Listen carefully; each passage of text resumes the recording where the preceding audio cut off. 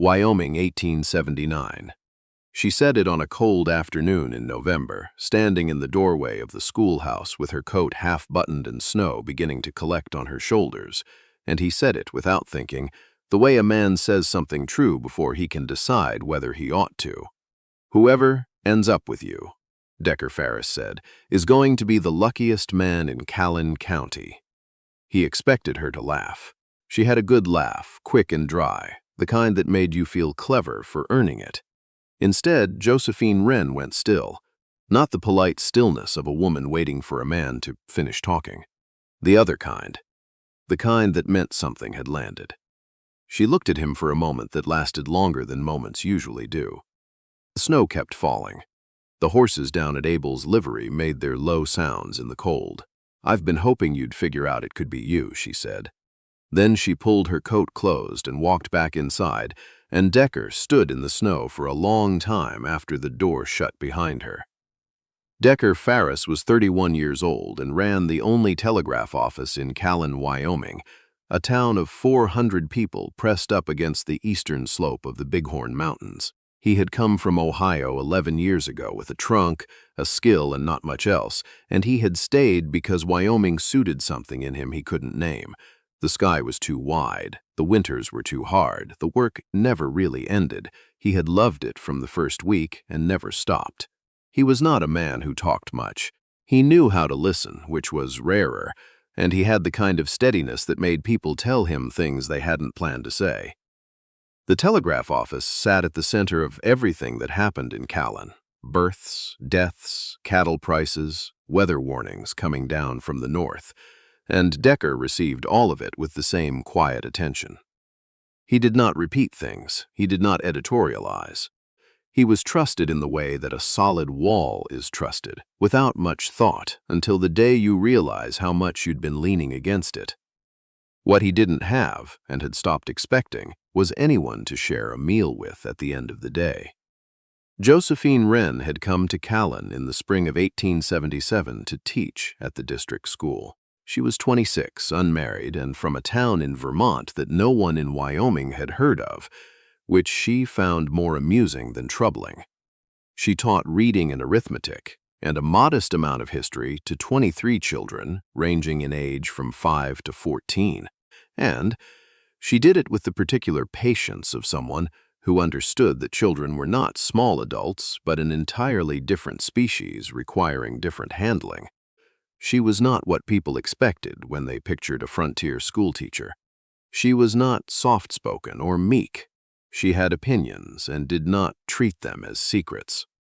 She read every newspaper that came through the general store, argued about things she'd read with whoever would argue back, and had once told the town's mayor to his face that his plan for the new road would flood the lower quarter in spring, and she was correct.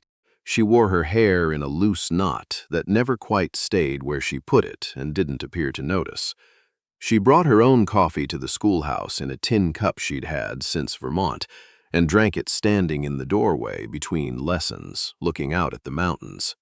Decker had known her since the week she arrived. She'd come to the telegraph office to send word home to Vermont that she'd arrived safely. She'd been dusty from the stage, carrying 2 bags and completely unbothered. "Is it always this cold in May?" she'd asked. "No," he'd said. "Sometimes it's colder." She had looked at him to see if he was joking, decided he wasn't entirely, and laughed. He had thought then, in a passing way, that she was not what he expected. He hadn't thought much more about it than that for a long time. The trouble, if you could call it that, started on a morning in September. Decker was running new line to the north corner of the telegraph office when he heard raised voices from across the street. That alone was unusual. Callan was a quiet town. He climbed down from the ladder and saw Josephine standing outside the general store with Ed Fenner, who ran the county school board, and who was telling her, in the particular tone men use when they have decided a conversation is over, that the school board had voted to reduce the school term by 6 weeks because of budget. 6 weeks, she said. 5 in spring, 1 in fall. The children who can't read well enough yet will fall behind by Christmas. She said it the way she said everything, plainly, looking directly at him. You know that, Miss Wren." Fenner's tone shifted in the way that meant he was about to explain something to her she hadn't asked to have explained. "The board has made its decision." "The board is wrong," she said. Not loudly, not dramatically, just said it. "The way you say the sky is gray when the sky is gray." Fenner left. Josephine stood there a moment, then picked up her basket and went into the store. Decker went back up the ladder. But he thought about it later in the way that things stick when they show you something new. He had seen people disagree with Ed Fenner before. He had never seen anyone do it without making it a performance. He started noticing things after that. Not in any particular way, just the way your eyes go to something that keeps appearing at the edge of the frame. He noticed that she stopped at old Hector Blaine's place on her way home every Thursday because Hector had bad eyesight and couldn't read his own mail anymore, and she would sit with him for half an hour and read it to him and drink tea she didn't particularly like because Hector made it too strong and she didn't want to say so. He noticed that she kept a second reader at the schoolhouse for children whose families couldn't afford to buy one, purchased with her own money, which was not a great deal of money. He noticed that she laughed at things other people let pass and was serious about things other people brushed aside. He noticed on a cold morning in late October that she had been standing in the street for 10 minutes looking at a dog that was limping badly, and that she finally went into the general store and came out with something and crouched down and wrapped the dog's paw with a strip of cloth and sent it on its way, and then stood up and brushed the snow off her skirt and kept walking as though nothing had happened. He was watching from the telegraph office window. He didn't mean to be watching. He was checking the weather. He went back to his desk and sat down. He understood slowly, in considerable trouble. There is a particular kind of man who understands his own feelings only when someone else points them out to him. Decker Farris was that kind of man. He was not stupid, far from it. But feelings were not the territory where his clarity lived. He was clear about duty, about weather, about the 12 things that needed doing before a bighorn winter set in. He was less clear about what was happening in his own chest. It was Hector Blaine who pointed it out, which was the kind of thing that happened when you sat with a half-blind 70-year-old man who had spent a lifetime watching people and had nothing better to do with what he'd learned. Decker had stopped by to fix a shutter that had come loose on Hector's north wall. Josephine had been there before him as usual, had read the mail, had drunk the too-strong tea. Hector mentioned her, as he sometimes did, and Decker said something neutral. Hector was quiet for a moment. "You know," the old man said from his chair by the fire, "a man can fix shutters for a lot of reasons." Decker looked at the shutter. This one was loose. Yes, it was. Hector folded his hands on his knee. "She fixed the gate on my fence last week. Didn't mention it. Just fixed it." "That's like her," Decker said. "Yes, it is." A pause. "You both do things without mentioning them. Both come by on Thursdays." He did not say anything else. He didn't have to. Decker drove the last nail in without speaking and walked back to the telegraph office in the cold and sat at his desk and looked at the wall. He was not particularly surprised by what he found when he looked at it honestly.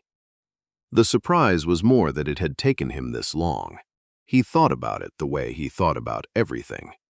Methodically, honestly, without the mercy of distraction. He had spent 2 years watching Josephine Wren and had thought he was simply observing a neighbor. He had not been simply observing a neighbor. He had been building, without noticing, the kind of careful picture you only build of someone you are paying close attention to. She was someone he wanted to see every day. He'd known her for 2 years. He should have known this before now. He sat with that for a while. Then he got up and went back to work, because the work was still there regardless. The question was what to do about it. He was not a man who acted without being certain, and he wasn't certain that she felt the same way. She was friendly toward him in the way she was friendly toward most people, directly, without performance. But she had never indicated anything more than that. She had a good mind and strong opinions and clearly valued people who would engage with her honestly rather than handle her carefully, and he respected all of that too much to misread it. So he did nothing dramatic. He did what felt natural, which was to spend more time in her company and pay attention to what he found there. In October, after the school board meeting, she'd come by the telegraph office to send a message to the state education office in Cheyenne, a formal complaint, politely worded but precise, about the shortened term. She had stood at the counter while he sent it and asked him how the telegraph worked, which struck him, because most people either already knew or didn't care. He explained it. She listened the way she read, completely, without interrupting, and then asked the one question he hadn't covered. What happens when there's interference? In bad weather? You work around it, he said. You wait, you resend, the message gets there. She considered this. That's a good way to think about most things, she said. He thought about that sentence for days afterward without knowing why. They began, in the way of two people in a small town with overlapping patterns, to cross paths more deliberately. He walked to the schoolhouse on 2 Thursdays when he knew Josephine would be finishing up, and they walked to Hector's together. She talked about the children, not complaints, just observations, the way she'd describe weather patterns or crop rotation, something she was watching and thinking about. He talked about the messages coming through from Cheyenne and Denver, the things that were happening in the larger world that hadn't reached Callan yet. She was interested in a way that wasn't politeness. She pushed back, corrected him once, made him look at a thing differently. The widow Callahan, who lived above the dry goods store and watched the street from her window with the dedication of a professional, told her niece that she'd seen Decker Ferris and the schoolteacher walking to Hector's together 3 Thursdays running. This reached Decker within a week because small towns are small. He didn't address it, but he thought about it, which was itself a kind of addressing. It was a conversation about birds that undid him. This sounds like a small thing because it was a small thing, and most undoings come that way. It was mid-November, 4 days before the snow that would close the road north for a week. Decker had been at the schoolhouse delivering a message for one of the families. Nothing urgent, but he'd offered to bring it rather than have the family make the trip. And Josephine was still there after the children had gone, writing at her desk with her coat already on, because the stove was low. There was a hawk on the fence post outside the window. A ferruginous, big and unhurried. Josephine had noticed it, and they'd both stopped and looked at it for a moment. My grandfather knew every hawk in our county, she said. Could tell them by how they sat, the angle of the shoulders, she said, whether they held their weight forward or back. He said, every animal's got a posture that's all its own, same as people. She tilted her head at the window. That one's comfortable. It's not hunting, it's just watching. He looked at the hawk. It was, in fact, just watching. Your grandfather sounds like a careful man, Decker said. He was the best listener I ever knew. She was still looking at the hawk. He said the trick was to pay attention to things that weren't trying to tell you anything. Those were the things that showed you the most. The hawk dropped off the fence post and was gone. Josephine picked up her pen. He picked up his hat. On the walk back, alone in the cold, he stopped at the corner of Mercy Street and stood there. He had been paying attention to things that weren't trying to tell him anything. He had been doing that for 2 years. He went home and made coffee and didn't drink it and went to bed and lay in the dark, with the wind off the mountains testing the windows, and thought about what he actually wanted and whether he had the nerve to say it out loud. He was 31 years old. He had been careful and patient and sensible for a very long time. He thought that perhaps it was time to say something. The schoolhouse door was open on a Thursday in November, which meant the last child had just left and Josephine would be setting the firefight cover and gathering her things. He had come by without a reason. This was new. He had always had a reason before. She looked up when he appeared in the doorway. Not startled. She rarely startled. Did I miss a message, she said. No, he said. I was walking past. This was not quite true. The schoolhouse was not on any route he normally walked. She may have known this. She was, in general, aware of more than she commented on. He came in, stood near the back row of desks, which was as far into the room as felt right without a clear reason for being there. She was putting slates away. He watched her do it.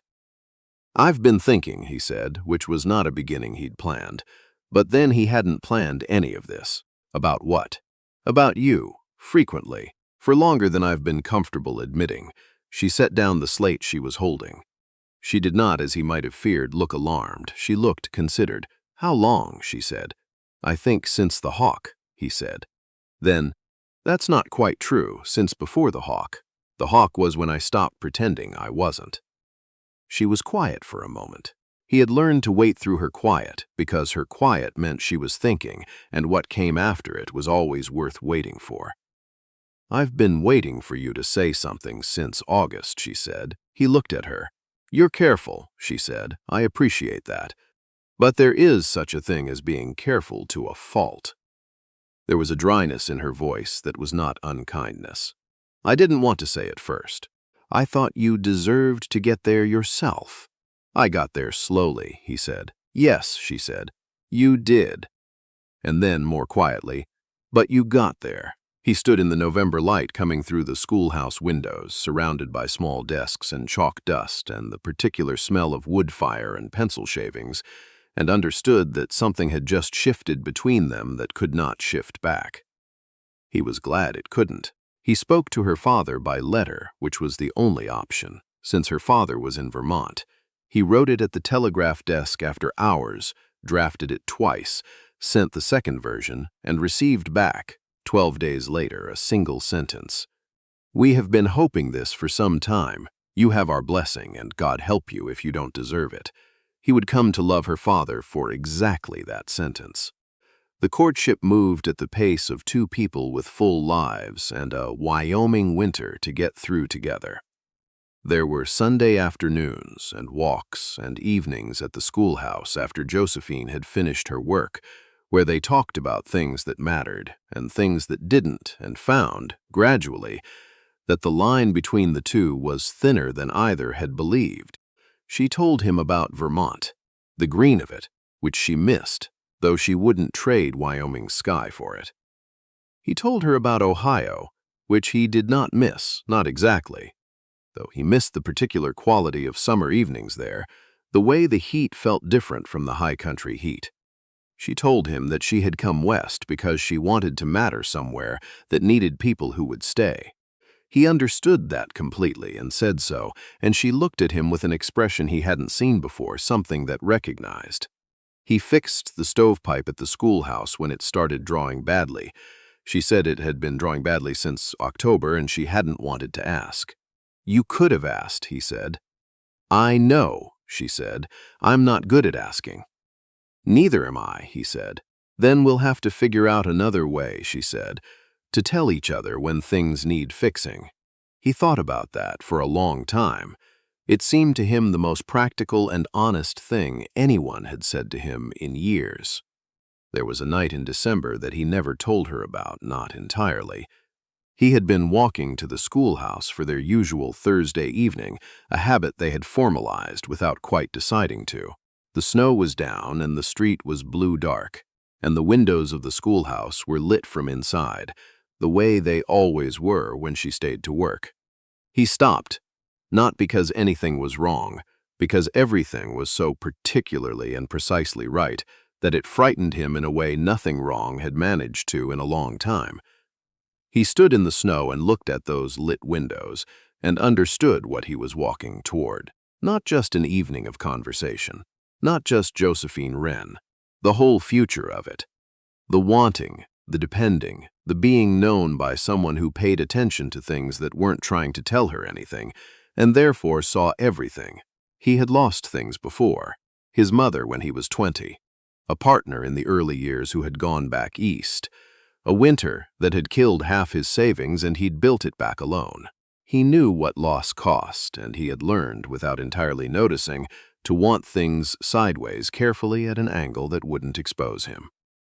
He stood there in the cold for a while. Then he walked forward, Because she was in those windows, and the windows were lit, and he was a man who had come all the way to Wyoming to build something worth building, and it was time to stop stopping in the snow.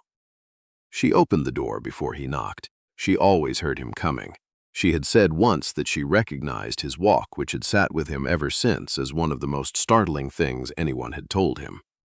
"You're late," she said. "The coffee's cold." He stepped inside into the warmth.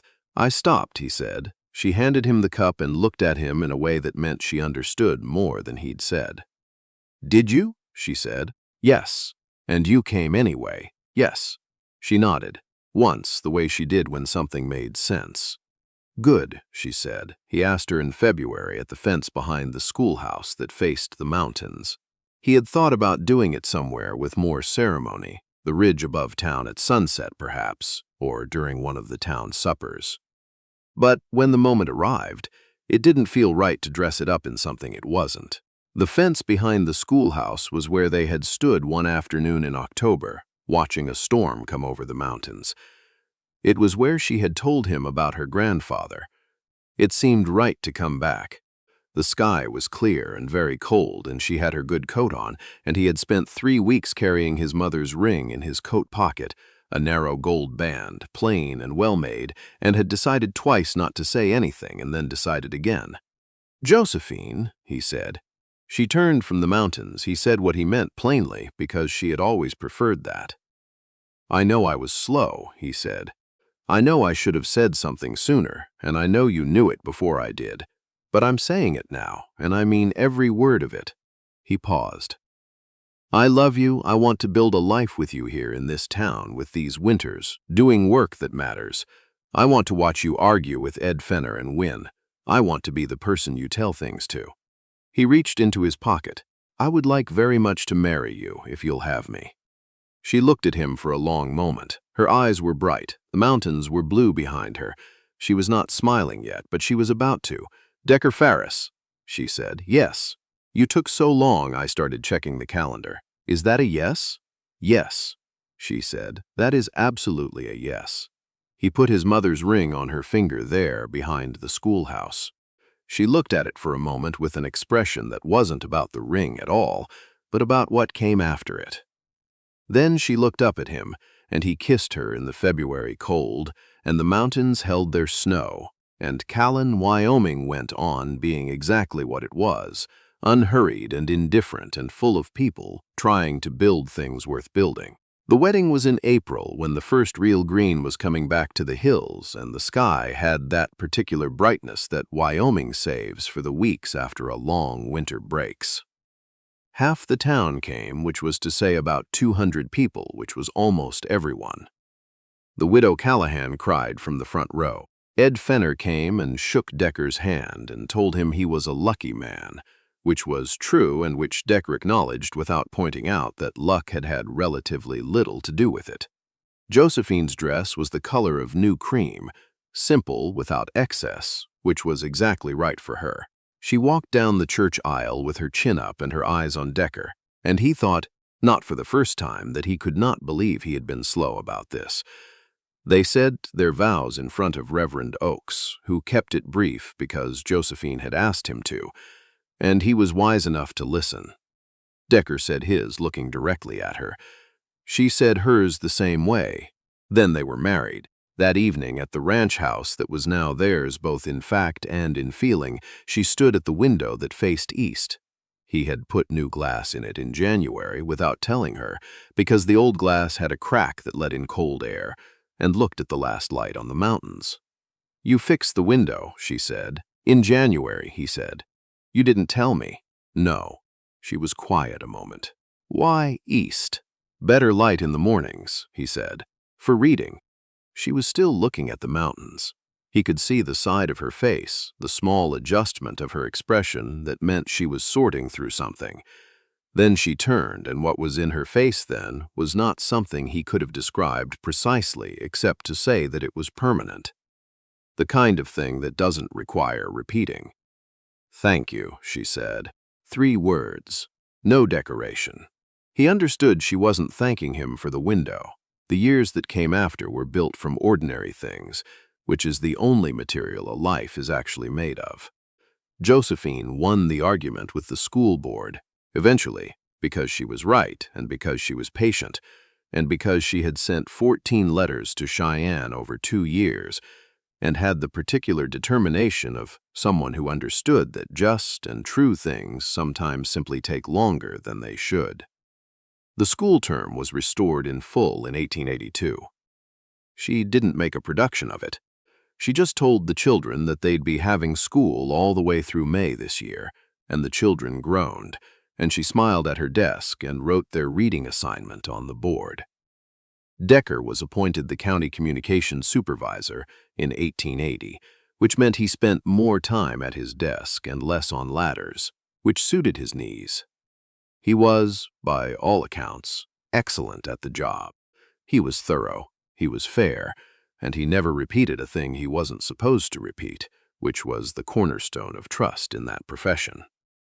Josephine told him once that his best quality was that he paid attention without requiring anything in return for the attention. He thought about that for a week. Their son was born in the spring of 1881.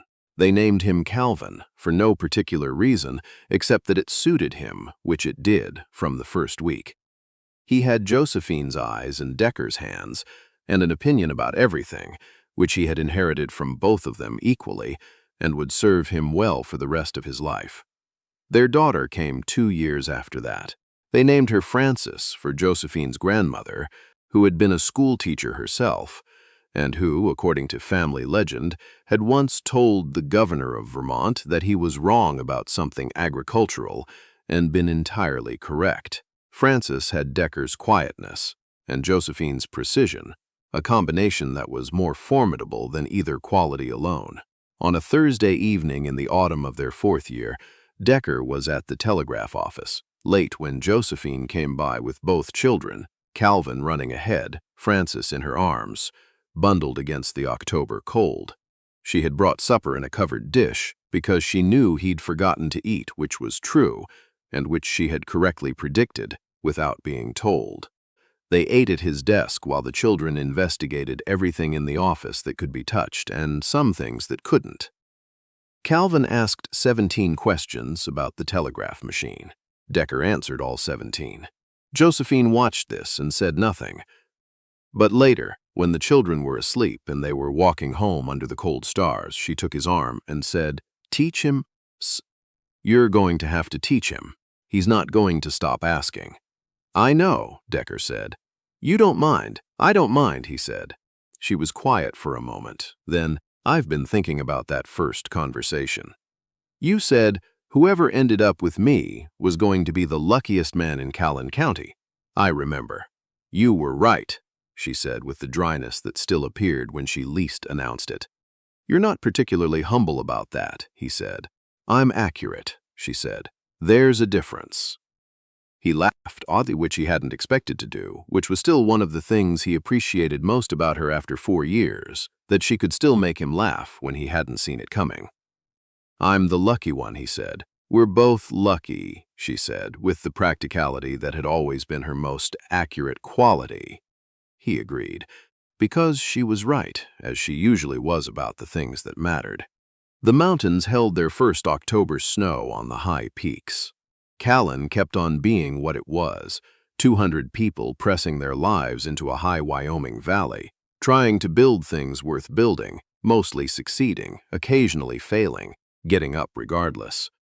And Decker Farris walked home through the cold with his family and understood, with the full weight of a man who knows what he almost didn't reach for, how close he had come to letting it pass. He had been slow. He had been careful to a fault. He had stood in the snow and almost talked himself out of walking forward. He was grateful, down to the bone, that he had walked forward anyway. There are people in this life who are easy to overlook because they don't demand to be seen. They just do what they do. Fix the gate, wrap the dog's paw, read the old man's mail, write the 14th letter, without announcement, without performance. They are right there, close by, doing the work of the world quietly while you're busy looking somewhere else. The trick is simply to look up. Don't wait until February. Don't wait until you've run out of reasons to wait.